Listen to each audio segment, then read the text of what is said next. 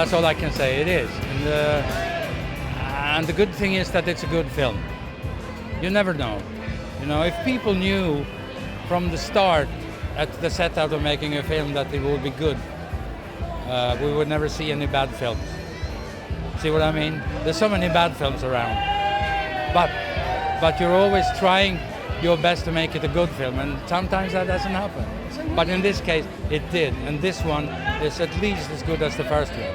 That's how I feel about it. So yeah, it feels good. Of course I am, but I mean it has happened gradually, you know. So I mean, like 10 years ago, we were up there, and then so it's another 10 years. So it's sort of on a curve. I don't know if it's more or less than before, but the fact that the songs are still around and kicking is quite amazing, and I'm very grateful for that. It's kind of strange. It all makes me feel, how did this happen? But then I enjoy it very much, and I feel very humble, and it's great. It's so exciting, and the film is so good. I love it. It's quite different. It's two stories, a sequel and a prequel, simultaneously and seamlessly working together. And it's got dark moments, but it's basically very uplifting and happy. Well, I loved the first movie, and I thought it would be fun to play Meryl's mother. I know, can you imagine? It feels like we're in Greece and we're in London. What happened to London? Where's the rainy weather? I'm delighted. We're having a premiere, and it feels like we're on an island. Oh, about 3 husbands later. 3 husbands, 10 love affairs later, she's still looking for a husband. I know. Even more, I do almost everything with Julie Walters. Cannot tell you what a privilege it is. She's simply a great lady. And while we were making the movie, she was made a dame. So we sang There's Nothing Like a Dame to her the day after she arrived on the set. It was great. I miss Julie. I love her. Because we had so much fun the first time. It was like a love affair. It was like summer camp. And, it's a miracle the cast was able to clear its schedule, its collective schedule, to do it again.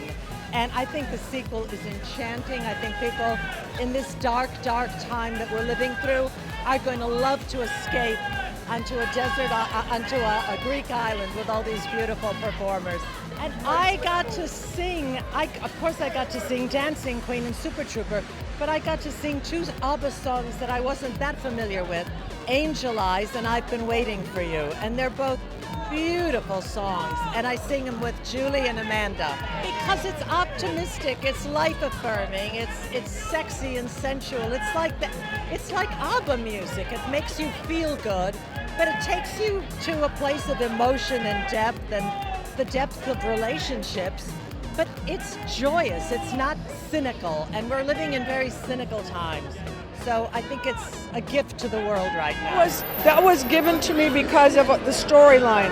It's what happened to Fernando and me a long time ago in Mexico, so it made perfect sense that was it. It was part of the script. It's overwhelming, and it's really unbelievable because we never thought 10 years later we'd be back. And I think the world needs Mamma Mia more than ever. Joy, pure joy. Joy, laughter, tears. It has a very strong emotional punch to it. It really grabs you as soon as the curtain goes up. There's new songs and there's old familiar songs. And you have a young cast who are just impeccable and brilliant. Lily James, incredible, amazing.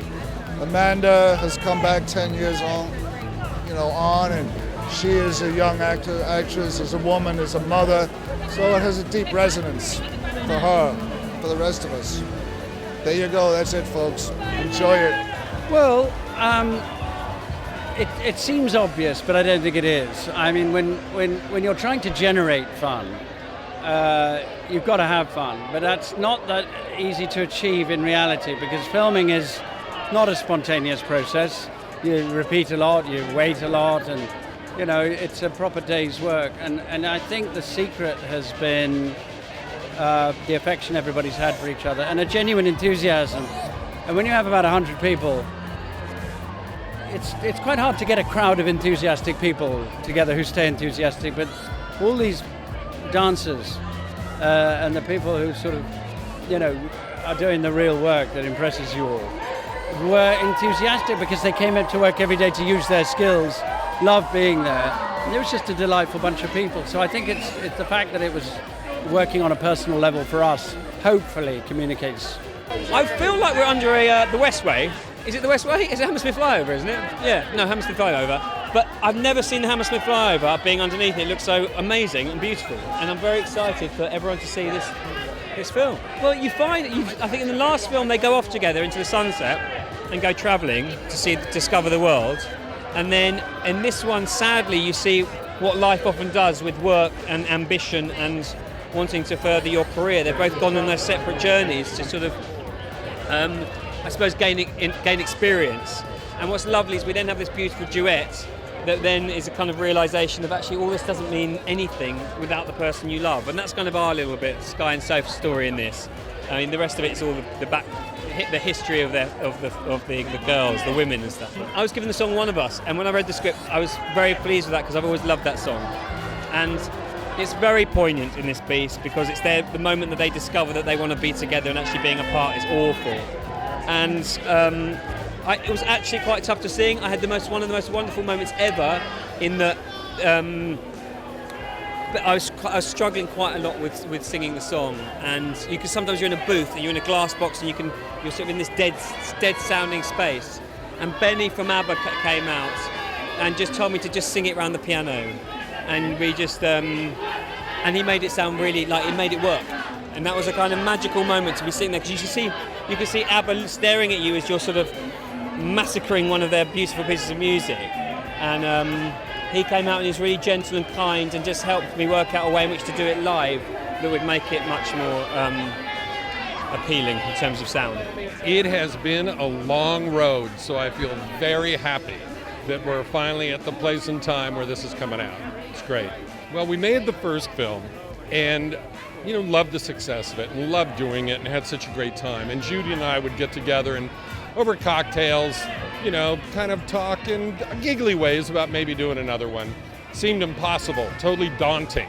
But as years have gone on, the actors and us have, been together and we've talked about things, and they've really felt a lot of joy from doing it and seem to be open to doing another one if we could figure it out.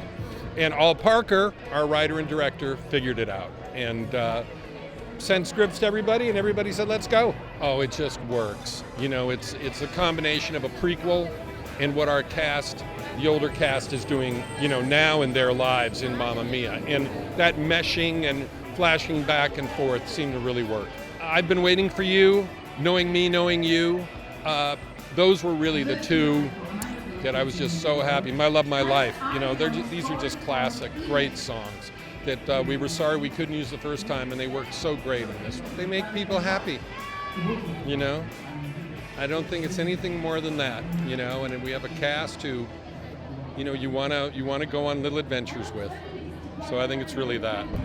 I mean, it's completely bonkers being here tonight. It's slightly overwhelming, but really fun. And yeah, I can't wait to... I've seen the film, but I haven't seen it with an audience. So it'll be exciting to see how it goes down. So I play a younger version of Harry, which is Colin Firth's character. And the point at which we meet him in the story, he is working in a bank in Paris, and he meets Donna, played by Lily James, and he falls very quickly head over heels, and realising he's losing his chance to seduce her, decides to try and seduce her by singing Waterloo to her. Yeah, I was very nervous doing the Waterloo sequence. I mean, the hardest part of that was learning the routine, which I had to do in a room full of, tens and tens of professional dancers who could dance much better than me. So it was, deeply humiliating at moments, but ultimately really, really fun. The choreographer Anthony Van Last is amazing, so it was fun.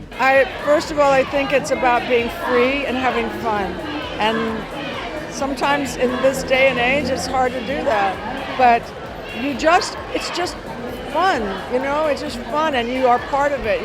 They're having fun, we're having fun, and the audience is having fun.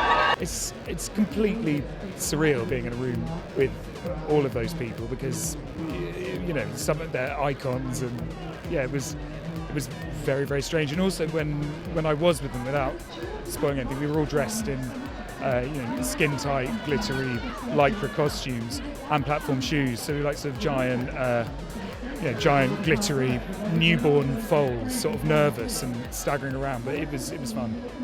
I think Mamma Mia 1 was so successful because, I mean, the songs of ABBA are just timeless and iconic, and they sound simple, but actually they're really detailed, and they sound happy, but a lot of the time there's a lot of melancholy in there, and yeah, I think they're timeless.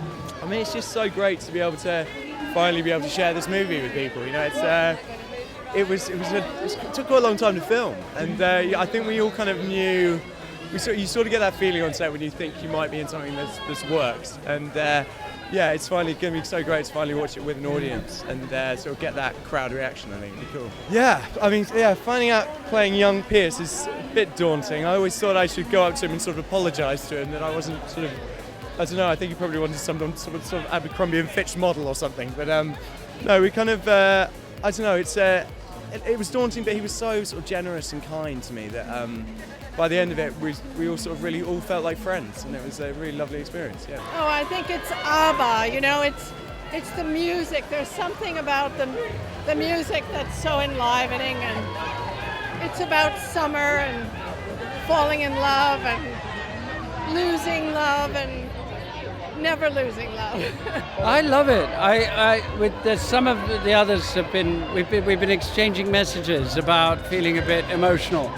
Bit of nostalgia, so it has a strong feeling of family reunion about it. I mean, Lily, it's heartbreaking working with Lily because she's such a better singer and dancer than you will ever be, so you just know that in comparison you're just going to look awful.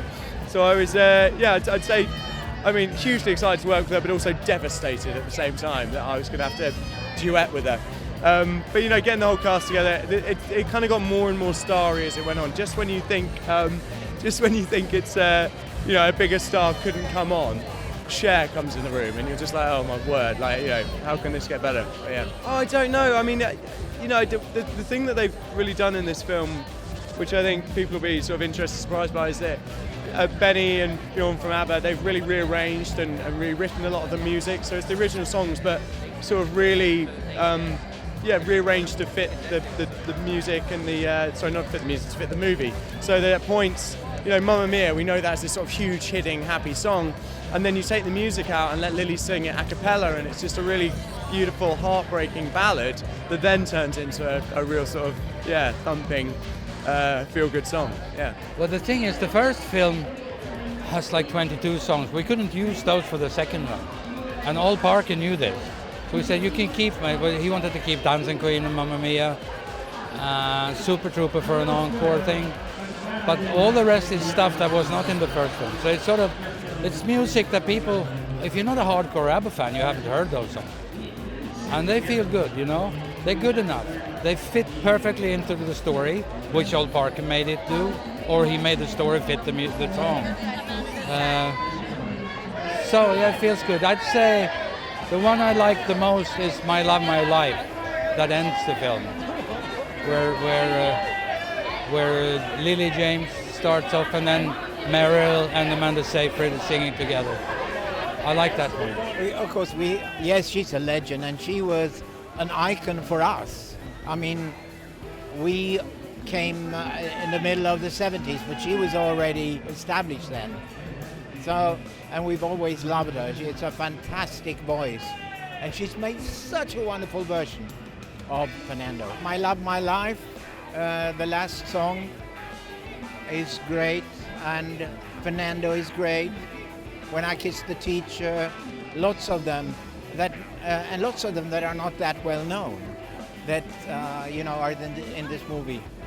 They will be better known now, I think. I think the reason we really like it is because very much like filming it, it's like a wonderful escape. We just basically had this amazing escapism to this incredible island, and basically went off to our happy place where we filmed this for like 2 months. And I think the same thing happens when you watch the movie. You go away to this like happy, sunny, lovely place with ABBA music, and just get away from life for a while. I mean, this is the most epically spectacular thing I've ever seen. Don't you feel like you're in Greece? I mean, the sun, it feels like, it's actually just kind of feel like a Grecian summer today. We filmed in Croatia on an island called Vis, which is a magical island, and I want people to go to it, and I don't want people to go to it because it's so incredible. And actually, they've captured it really well tonight. I've been watching her and admiring her for her entire career, as long as I've basically been able to watch movies, and I find that it was already kind of within me. So the research, going back and watching her films and her TV shows, wasn't even a job. It was just the greatest joy. And so I got to try on bits and pieces of her, and some of it stuck in the film.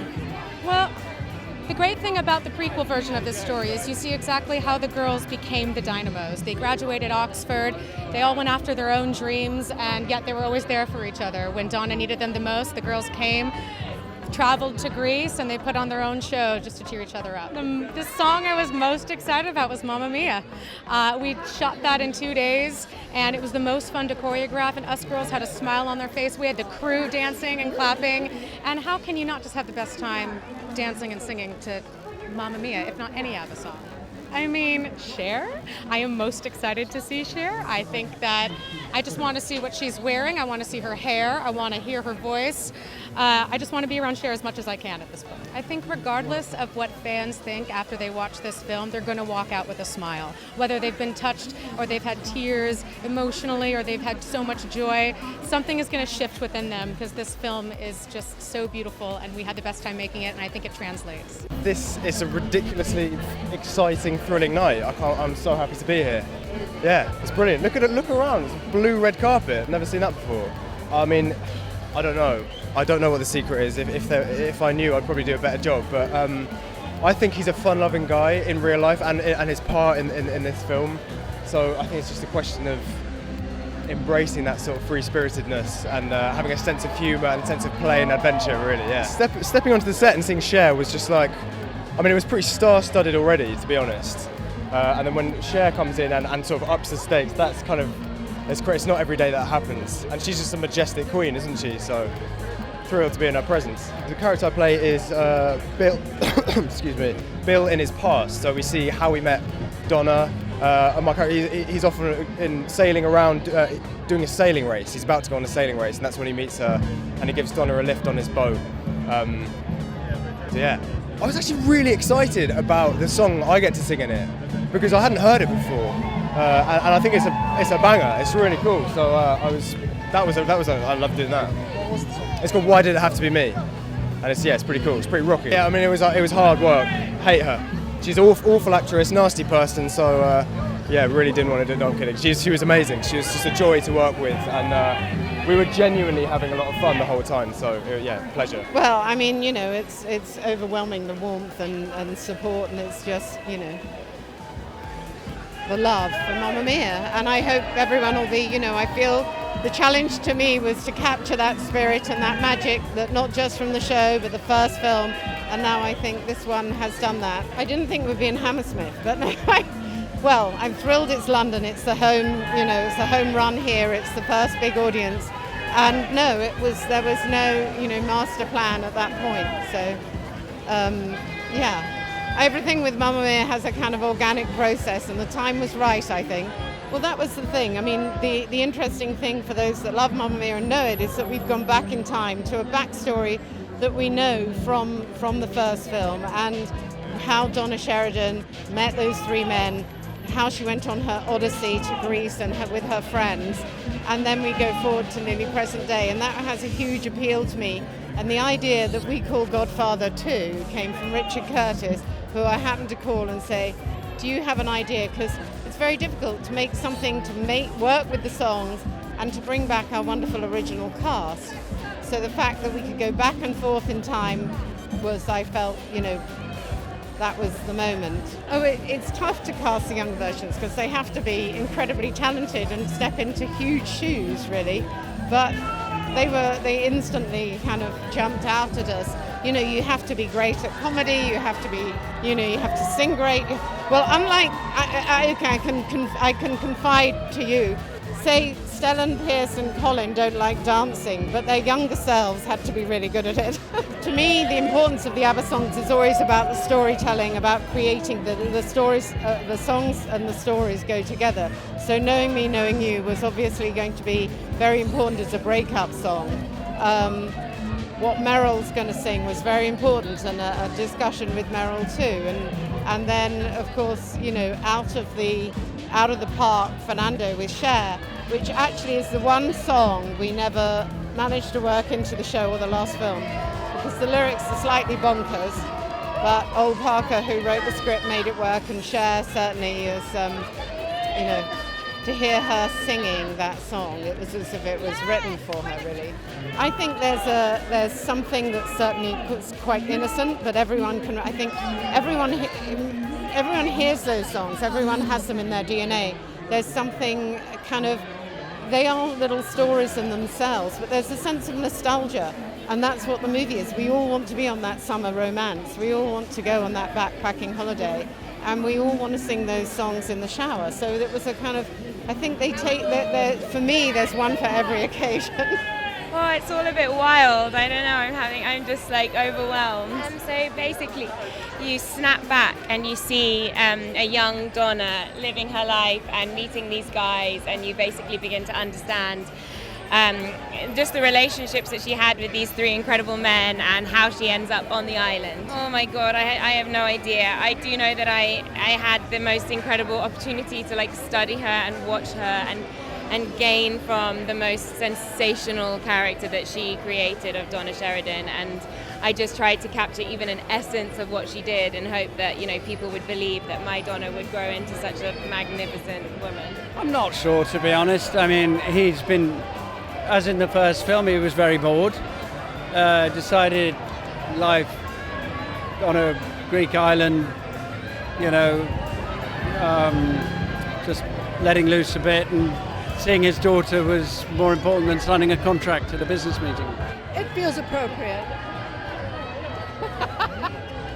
I'm feeling slightly excited, mainly terrified. I think what was it not about Mamma Mia that made me want to do it? Everything. It was just an enormous opportunity to play in the sandpit with this amazing music we're listening to now, to work with these extraordinary actors, to have a wonderful summer, to try and give everyone else a wonderful summer. These are dark times, we need some joy. If I can do that or help do that, that'd be amazing.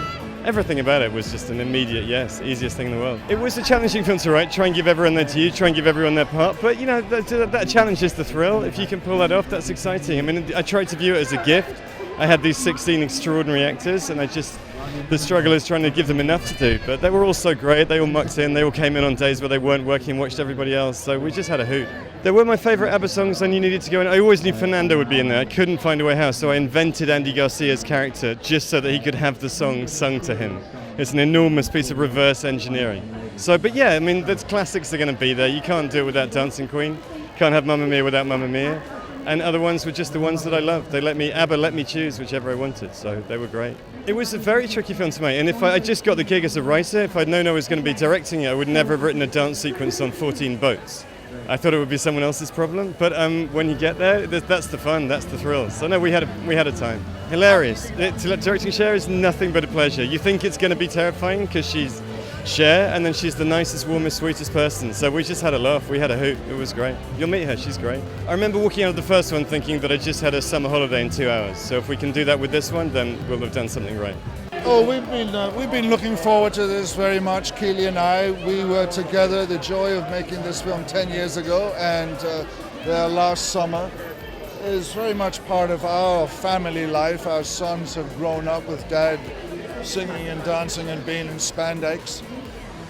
This is a joyous film. Anybody who goes into the theater unhappy will come out extremely happy.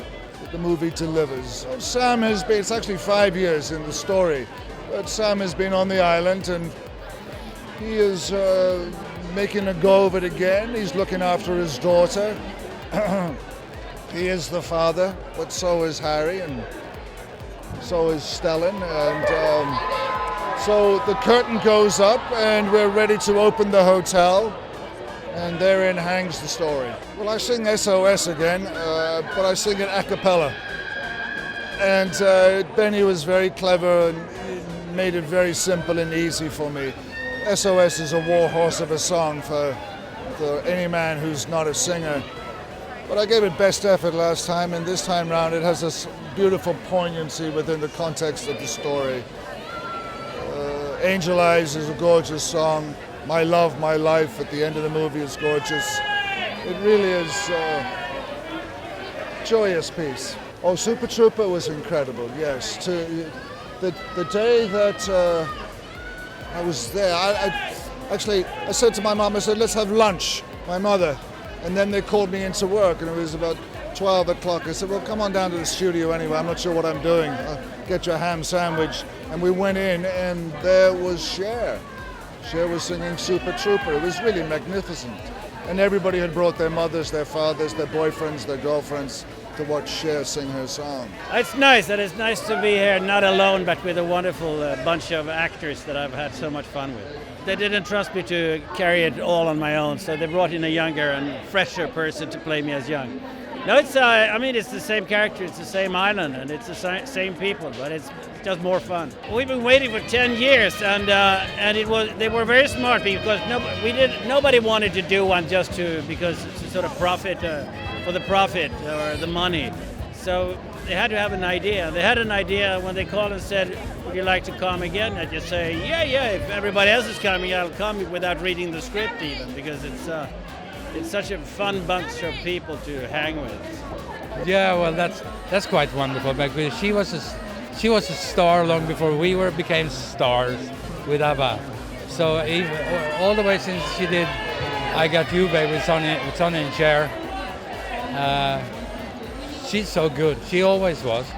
She's done a lot of good records. She's a great actress too. And so no, it's just amazing. She takes the song, becomes a Cher song, not an ABBA song, It's quite amazing. Oh, it's wonderful, but it was like 10 years hadn't passed at all. I mean, we just continued where we left off. It was incredibly easy to continue. I can't sing, so I'm not really excited about anything, but I don't sing much in this one, so the humiliation is much less. They can expect more than the first one, yeah. This is like being at a definite party. I think people are ready to celebrate and very excited to have this movie back again, and with our cast that is reunited, and then new people that have been added to the family. I think it's really, it's a celebration. It's a sing-along and everybody knows the words. Yes, it's so true. That's so true. I think, first of all, I think it's a multi-generational story.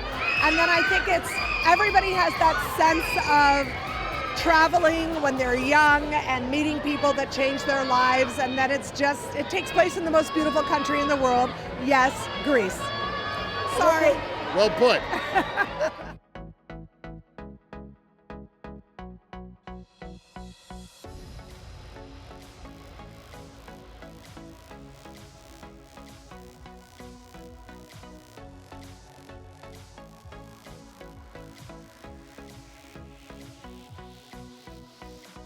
Felt like a gift.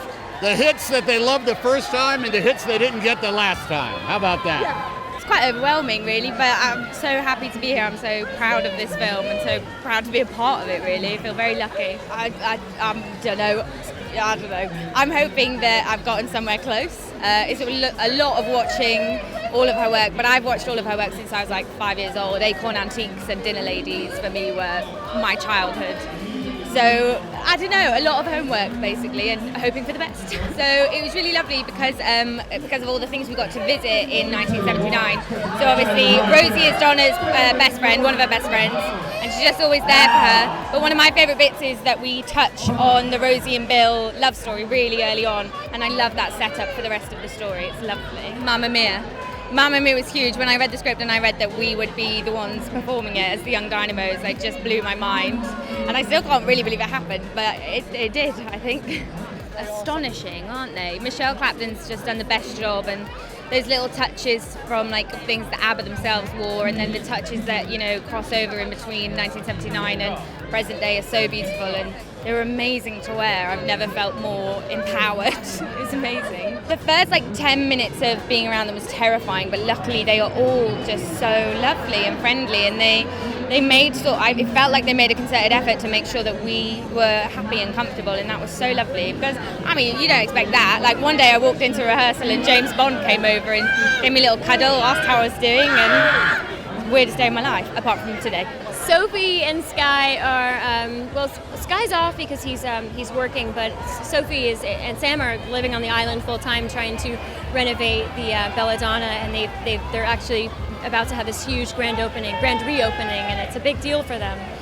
And so there's going to be a huge reunion, and that's where we meet them. She is pregnant, but she doesn't know it yet, so it's all happening for them. It really brings people together. This movie is a musical with ABBA music. It's like impossible to not want to get up and dance and feel liberated.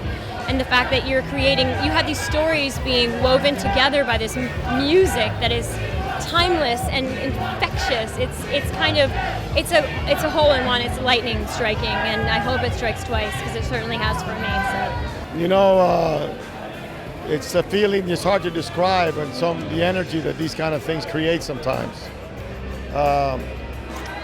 It's a testament, obviously, to the first film and to ABBA's music, that people are so connected with it, and the anticipation that they have for this movie is it's a beautiful thing, you know, because this movie celebrates life, it celebrates women, it celebrates family, love. I play the sort of like the general manager of the club, of the hotel, and within the story, I have a past. If you know the song Fernando, there's a past. And in the lyrics, it talks about the past that I had with Cher, which is grandmother to Sophia, and played by Amanda Seyfried, and Meryl's mother and Lily's mother. Now there's been some rumor that is it possible that I'm also the grandfather. Oh, it's great. She was great. She's warm-hearted and such a talent, you know, and we got on so well, very easygoing right away. And listen, we have a task at hand, and you kind of just nose to the grindstone, you know, get it done.